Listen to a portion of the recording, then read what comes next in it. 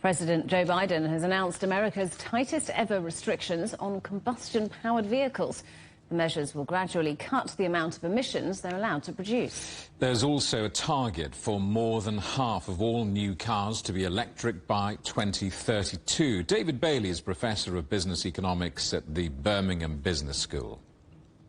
We need to get to net zero by 2050. Biden is keen on that, much more so than his predecessor, Donald Trump. Part of that is decarbonising road transport, and Biden has announced hugely significant targets for the United States, probably the most significant emission targets in US car history.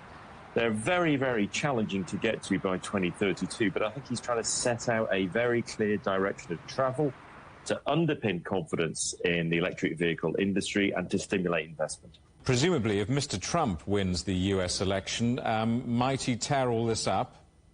Yes, he may well do. And in fact, I think he will use this to campaign during the election. He's trying to target some of those swing voters in states where internal combustion engine cars are made. And his warning to them will be that if we go electric very quickly, there will be job losses. And it's very clear, actually, that making electric cars requires far fewer people, workers, than making internal combustion engine cars. So that's the line he'll take. And if he gets in, I can see this policy being scrapped. I mean, for those of us not in the US, I mean, it is probably worth giving us some background. I mean, this will seem almost heretical, won't it? I mean, the country where it's almost a divine right to have an SUV to drive around cities in, burning as much oil as possible.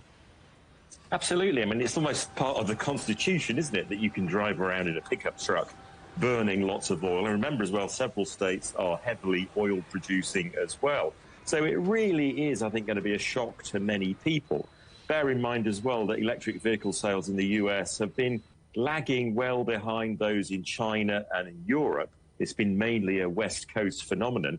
And last year, only 8% of new vehicle sales were electric. So to get to a target of something like 56% of car sales by 2032, that is going to be a really big shock for many people. The political pronouncements are one thing. Can we talk about production? I mean, realistically, can the United States car industry really achieve this? You describe it as challenging. I think it's going to be challenging on a number of fronts. Firstly, actually shifting production over to EVs, I think, will be challenging. To be fair to Biden, he has put in place huge industrial policy support through things like the Inflation Reduction Act. So there's huge amounts of money going into making batteries and helping car makers make electric vehicles. He's also targeting incentives for consumers on electric vehicles made in the United States. So he's got quite a good policy behind it. I think the real issue is going to be convincing consumers. While electric vehicle sales increased last year in the US by almost 50%, it's from a very low base. And some of the producers, like Ford and General Motors, have essentially cut forecasts going forwards for electric vehicle take-up, citing things like high prices and the fact that the infrastructure isn't rolling out quickly enough.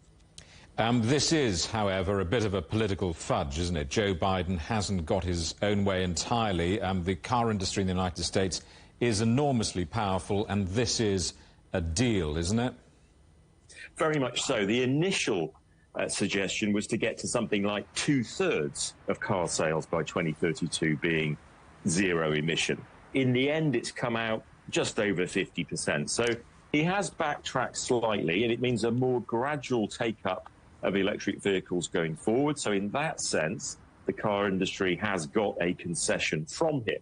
But having said all of that, given what we just said about America being the land of the pickup and the SUV that is oil-powered, this is still, I think, the most significant act in terms of legislation affecting the US auto industry ever.